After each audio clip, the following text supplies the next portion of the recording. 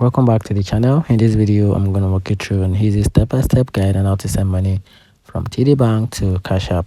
Make sure you watch the video to the very end so you don't make any mistake, and also hit the subscribe button because it actually helps me out. So to get started with the process, first thing to do is to link your TD Bank to your Cash App. So to do this, you have to open the Cash App, then launch the app on your mobile device.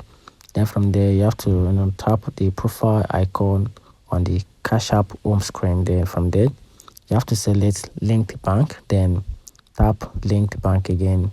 Then from there, you have to enter your TD Bank account details as prompted. Then here's the key important note: before linking, ensure you have added a debit card to your Cash App account for you to be able to proceed with this method. Then from there, you have to add funds from your TD Bank to your Cash App. So to do this, you have to open the Cash App and launch the Cash App app on your device. Then tap on the balance tab on the Cash App home screen. Then from there, you have to tap on add cash. Then specify the amount you wish to add. Then tap on add and authenticate the transaction as required, and that's it.